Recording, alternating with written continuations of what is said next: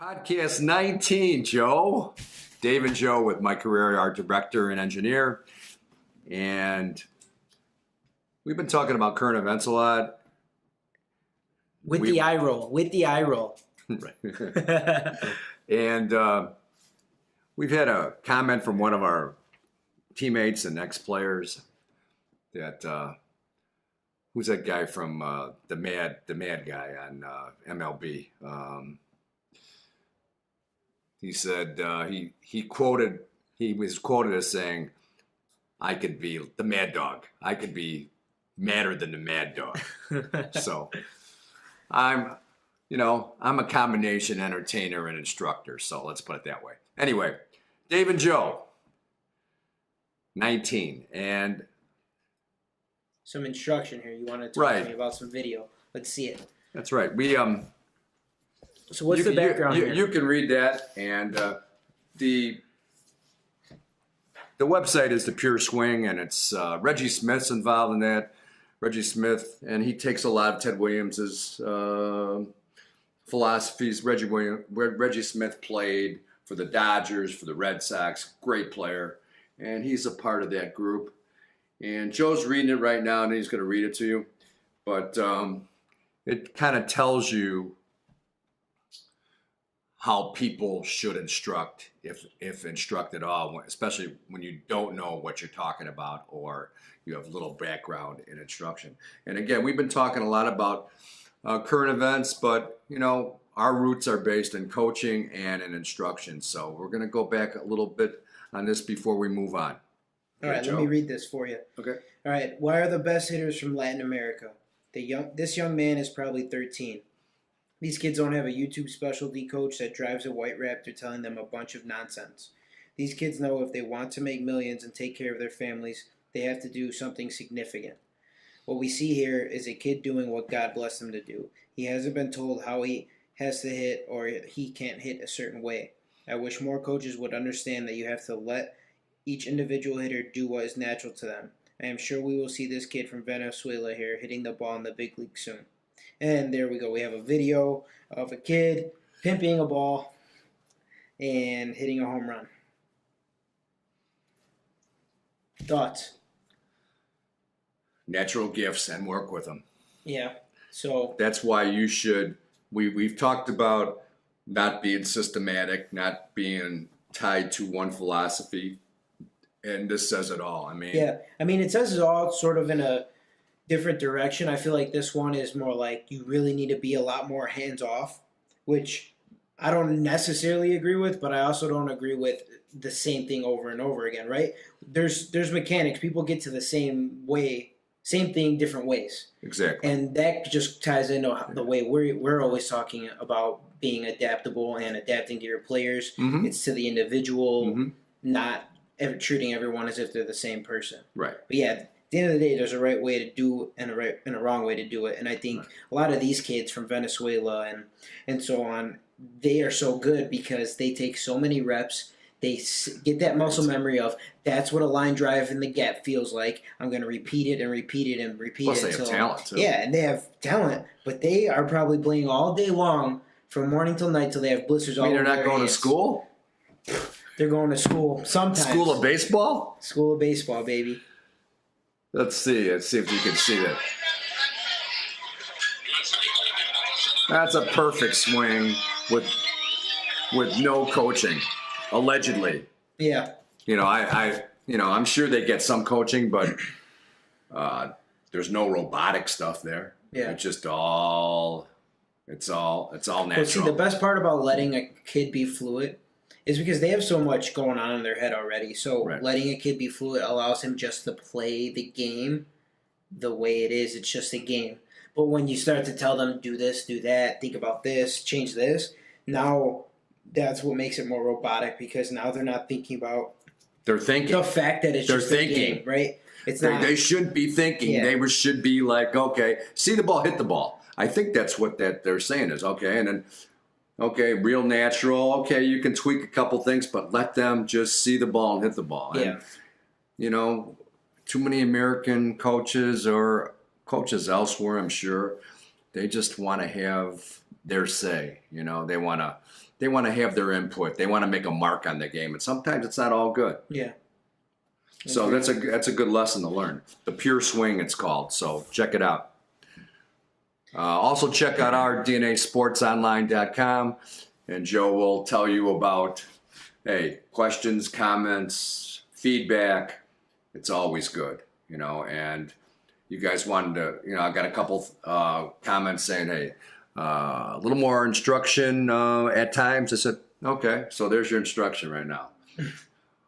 We're going to go into how the playoffs are being managed, the 2017 MLB playoffs. And I'm not usually one to criticize because, in our profession, we get criticized all the time and behind our back, even straight in your face at times. Parents who only have one thing in mind, their kid, not in a program. Okay. But, okay, I think the managers can handle our criticism because they make a lot of money and they're really not going to listen to what we have to say. But I really think watching these playoffs and watching the playoffs for the last 2 or 3 years, coaches are notorious copycats. And the managing the pitching staff has started with Madison Bumgarner in 2014 winning 3 games against the Royals. And Bruce Bochy, the manager, just used him to win a series. And he relieved him after, I think, on 2 days rest and pitched 5 innings to win the series. Yeah, that was insane. But Terry Francona took it to another level last year when he used Andrew Miller anywhere he wanted to. So now all these coaches are copying him. The first sign of trouble, the starting pitchers are gone. A long-lasting effect of that is I think you're going to lose some of the starting pitchers having confidence in the manager. You'd say, hey, stay with me, stay with me. No, it's first sign of trouble, you're gone. And that doesn't inspire confidence from the starting staff. And again, you can't do that through a whole season because it's such a long season. I mean, I understand if it's game 5 of a 5-game series. Right. Because at that point, you're not playing for tomorrow or the next game. It's do or die. So if a guy's in trouble in the first inning, that you could lose the game right there in the first inning. Granted, you could also come back in the 5th or the 8th or whatever, but you don't know what's going to happen. So in the first inning of game 5 or game 7, I get that, getting a guy in the pen, because at that point, all hands are on deck. But when you have the whole series to play out, I think you got to be a little more strategic and understand that the game goes both ways. What did the Yankees do against the Indians? Give and take. The Yankees pulled their pitcher after a third of an inning in the first game, and they ended up losing that game. But they used a bunch of pitchers. They thought that was a key game, and actually the Yankees outplayed the Indians the whole series and should have won game 2. Yeah. Except Joe Girardi did not challenge a call that was going to be overturned. And a lot of people said it was his fault, but I think they panned in the dugout, and he went like this, saying, to his assistant coach, I think he took the hit for the assistant coach. Mm-hmm. That the assistant coach didn't see it or whatever. So, but that was a key play when they were up 8-3, and the guy struck out basically, and they said he got hit. So they didn't challenge it, and the next guy up hit a grand slam home run, put it right back in the game. They also have the people upstairs watching, telling them if they should challenge it or not, right? They had a video guy in there, but and the video guy, he just said he didn't see much, but the catcher's yelling at Joe, going, "Hey, wouldn't that I would listen to my player." Yeah. But that could have cost him a series. Luckily, the Yankees just outplayed the Indians the rest of the series. And, can you believe that? Yeah. And the other, notorious copycats. Everybody's pulling pitchers early.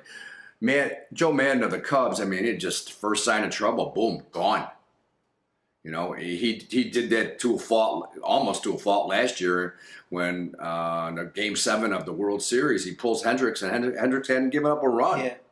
Yeah, I remember that. And Even today, for the Nationals going on right now, they had a guy in the bullpen in the first inning, bases loaded, 1 out only. So, I mean, but I understand it. It's Game 5 at the moment. That I understand. that I understand. Because Game 1, Game 2, Well, I mean, last year, starters meant to go 6 last innings. year Hendricks was, I think he gave up 1 run in 1 2 there, and he pulls him right out of the game because he said he was going to pitch Lester, and he had this master plan. It almost backfired on him. Yeah, and I said, as long as I have Lester warming up, I have to put him in the game, and it did backfire on him. I mean, there's no way that Cleveland should have even been in that game.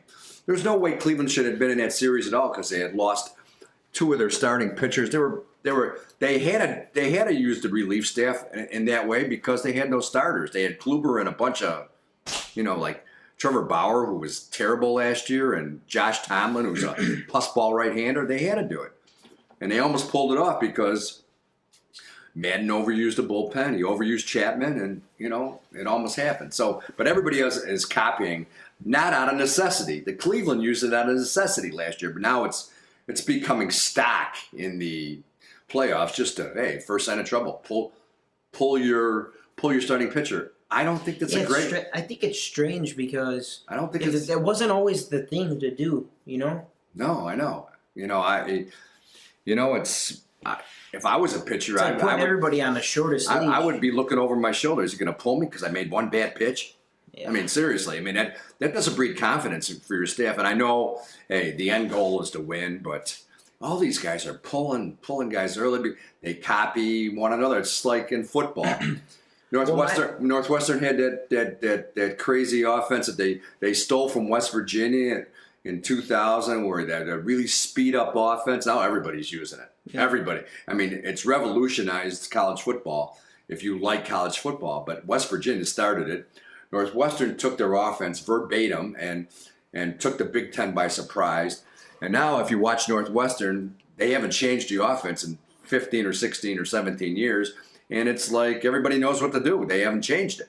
But they've copied it, and now everybody uses it. And, back when Bobby Knight was coaching Indiana basketball, he basically popularized the motion offense. Everybody started using it.